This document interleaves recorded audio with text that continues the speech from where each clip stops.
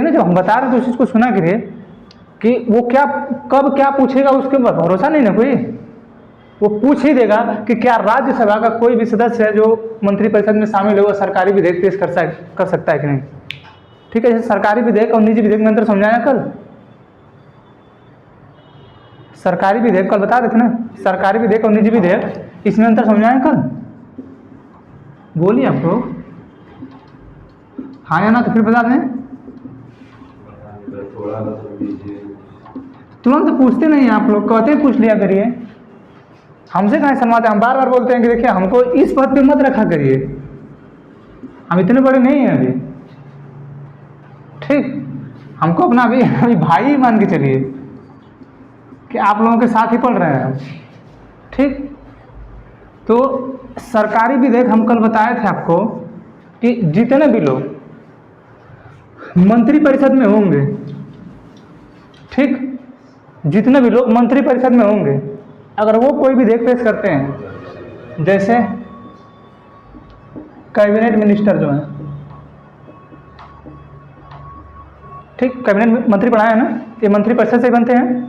ठीक है, कैबिनेट मंत्री, उप मंत्री, ठीक, वित्तीय मंत्रालय बताए हैं आप, स्वतंत्र प्रभार वाला एक ठो। ठीक, कैबिनेट मंत्री जो, अब मान लीजिए कि कैबिनेट मंत्री जो है अब कोई भी विधेयक पेश किया, जैसे गृह मंत्रालय है, ठीक, गृह मंत्रालय जो है अनुच्छेद जो 370 है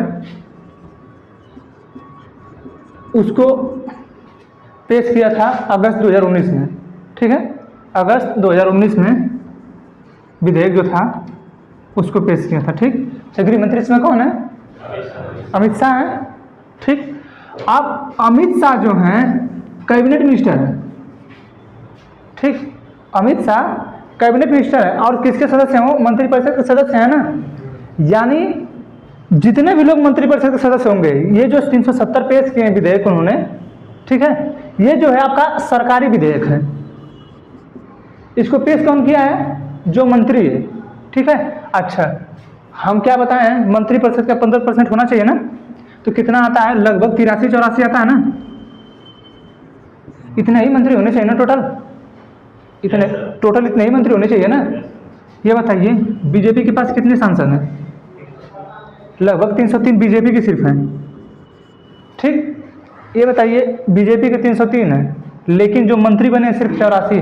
बाकी और लोग तो भी बीजेपी के होंगे, बाकी और लोग तो अन्य पार्टियों के होंगे कि नहीं? 543 में से इनके पास 300 कुछ, मान लीजिए 330 है लगभग टोटल मिला के एनडीए का। ठीक, अभी तो बचा आप कितना बचा? ये 330 है ना, इनका 200 लगभग 10 बचा, 213 लगभग 213 बचा ना। तो बाकी ये लोग अन्य तो है ना। ये बताइए ये 84 तो जितने भी विधेयक पेश करेंगे, ये 84 लोग जितने हैं, 84 लोग जितने भी विधेयक पेश करेंगे, ये जितने मंत्री हैं 84 लोग, चाहे उसमें उप मंत्री हो, चाहे राज्य मंत्री हो, चाहे राज्य मंत्री स्वतंत्र प्रभार हो, चाहे कैबिनेट मिनिस्टर हो, ठीक है, ये लोग कोई भी विधेयक पेश करेंगे संसद में, उसको बोलेंगे आप सरकारी विधेयक। ठीक, ये ध्यान में रहे कि जो मंत्री है अगर वो कोई भी विधेयक पेश कर रहा है तो वो होगा सरकारी विधेयक। ठीक है, और इनके बाद इन 84 लोगों के बाद जो मंत्रिपरिषद से अलग है, चाहे मंत्रिमंडल में नहीं है, ठीक है, उनके बाद अगर कोई विधेयक पेश कर रहा है, ठीक है, तो वो होगा निजी विधेयक। मतलब इन 84 लोगों के बाद। और इन निजी विधेयक कभी पास नहीं होता है। हम देखिए आज 2023 चल रहा है ना, 2023 तक सिर्फ 14 विधेयक पास हुए हैं। कल आप लोगों को बताए थे 6 पंडित जवाहरलाल नेहरू नहीं पास हो गए थे, जो लगभग 17 साल तक हमारे देश के प्रधानमंत्री रहे हैं। 64 तक थे वो, 1964 तक। ठीक है, पीटी नेहरू में 6 जो विधेयक थे निजी विधेयक पास हो गए थे। जानते हैं ये पास इसलिए हो गया था 1964 के बाद, अब 1964 से ये 2000 लगभग 24 मान लीजिए। ठीक है, 20 इधर कर दीजिए इसको 40, इधर कर दीजिए 20, 60 साल। आप 60 साल में आप लोग 8 विधेयक नहीं पास करा पाए निजी, लगभग 8 ही करा पाए हैं ना। अब बाकी देखिए इधर 1947 से 64 है ना, कितना हुआ 17 साल ना, 17 साल में वो 6 विधेयक पास हो गया, निजी विधेयक, और ये 8 आप लोग नहीं पास कराए 60 साल में। सोचिए कि यहाँ से देखिए गैपिंग देखिए कितनी बढ़ रही है। मतलब जैसे क्या है कि आपको सबकी बातें सुननी चाहिए। अगर वहाँ पे आप संसद में बैठे हैं तो कोई विधेयक पेश कर रहा है तो उस चीज़ों पर अमल करिए आप लोग, ठीक है। जैसे क्या है, ये जब पंडित जवाहरलाल नेहरू बने थे प्रधानमंत्री उस समय, ठीक है, जब ये प्रधानमंत्री बने थे उस समय अपने विपक्ष के लोगों को, जैसे आज विपक्ष में कांग्रेस है ना, उस समय जो विपक्ष था उसका, अपने विपक्ष के 4 से 5 व्यक्तियों को उन्होंने मंत्रालय दिया था। ये चीज़ पता है? उस समय जब ये कांग्रेस सरकार बनाई थी, उस समय जब विपक्ष में जो था उसमें से 4 से 5 लोगों को मंत्रालय दिए थे वो अपने विपक्ष को। कितनी बार तो ये अटल बिहारी वाजपेयी जी को भेजा गया यूएन में विपक्ष की वजह से, ठीक है। अब जानते हैं इस चीज़ों से ना लोगों में वार्तालाप की ज़्यादा संभावना बढ़ जाती है, लोग एक दूसरे से मिलजुल के संसद को चलाने का कार्य अच्छे से कर सकते हैं। इस तरह ऑस्ट्रेलिया है, ऑस्ट्रेलिया का जो वित्त मंत्रालय था, ठीक है, उसके वित्त मंत्रालय को उसके विपक्ष के नेता को दे दिया गया। बहुत जल्दी की बात है अभी। ऑस्ट्रेलिया में जो वित्त मंत्रालय उसकी पार्टीशन हो जाएगा, कैसे पार्टीशन हो जाएगा आपके? ये कभी डिसाइड नहीं होता है। जैसे एक चीज़ आप ध्यान में रखिएगा, जैसे आप लोग ये सोचते होंगे कि जो मंत्री परिषद है वो किसी पार्टी का होगा, ठीक है। ये अपने दिमाग में बैठा लीजिएगा कि मंत्री परिषद हम कभी नाम ही नहीं लेते हैं कि पार्टी का, उसमें नाम कभी सुने हैं आप? लोकसभा में आज तक कभी किसी पार्टी का नाम सुने आप लोग?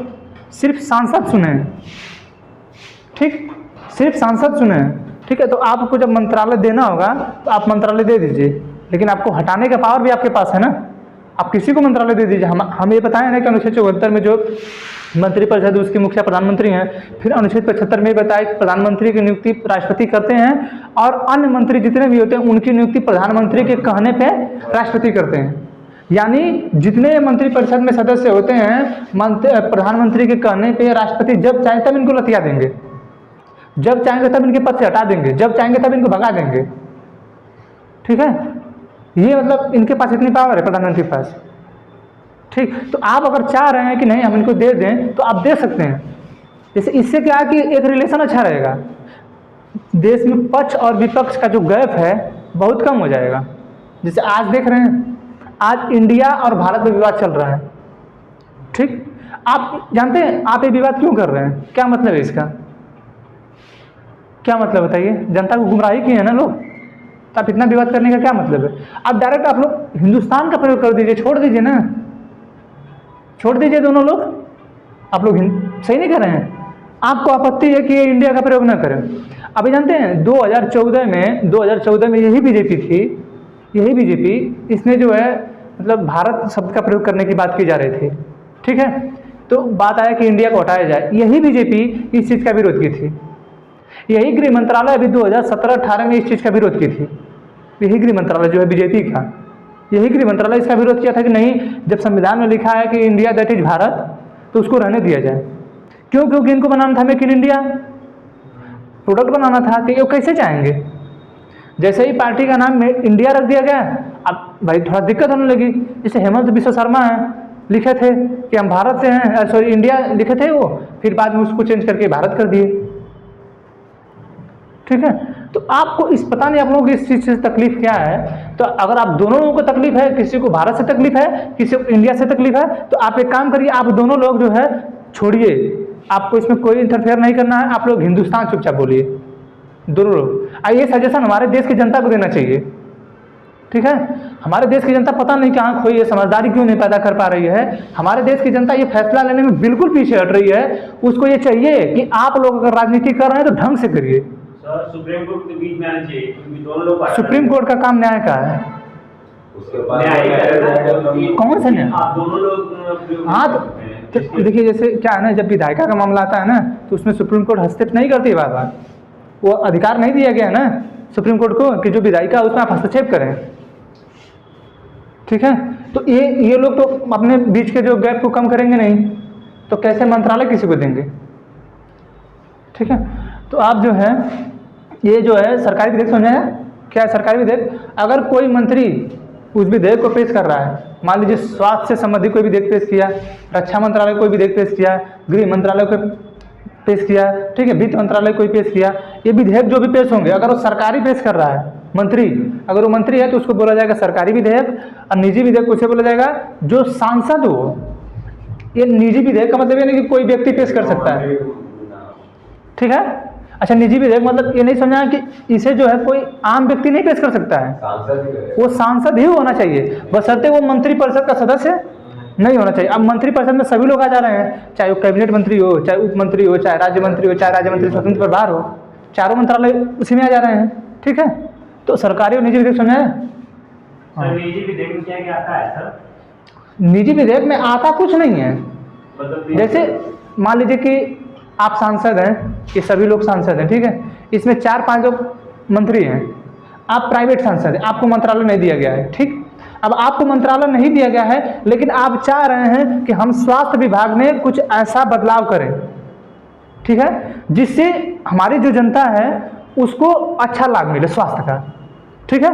तो ये आप चाह रहे हैं ना, आप मंत्री नहीं हैं, क्योंकि जो विधि बनाने का अधिकार दिया गया है वो किसको दिया गया है? मंत्रिपरिषद को दिया गया है, और मंत्रिपरिषद कौन है? सरकार है, ठीक है। आप हैं प्राइवेट, आप कह रहे हैं कि हम चाह रहे हैं कि स्वास्थ्य विभाग में कुछ ऐसा बदलाव कर दें जिससे सबको लाभ बराबरी का मिले, अच्छा लाभ मिले, ठीक है, या कोई ऐसा चीज़ ला रहे हैं जिससे जो गरीब हैं उनको इसका प्रभाव, जैसे अब ये लोग लाए आयुष्मान भारत, ठीक है, आयुष्मान है ना, आयुष्मान स्वास्थ्य के लिए है आयुष्मान कार्ड, ठीक। जब ये कार्ड इससे 5 लाख मिल रहा है ना, जो फैमिली उसकी है 5 लाख मिल रहा है ना, तो वो जो स्वास्थ्य का मिल रहा है ये तो मंत्री लाए होंगे, ठीक है। यही चीज अगर आयुष्मान भारत की यही व्यवस्था अगर कोई निजी व्यक्ति लाया होता, जैसे वो सांसद रहा होता, वो मंत्री न रहा होता, तो शायद वो विधेयक पास नहीं होता, ठीक। समझ क्या है निजी क्या है सरकारी? ये जो है मंत्री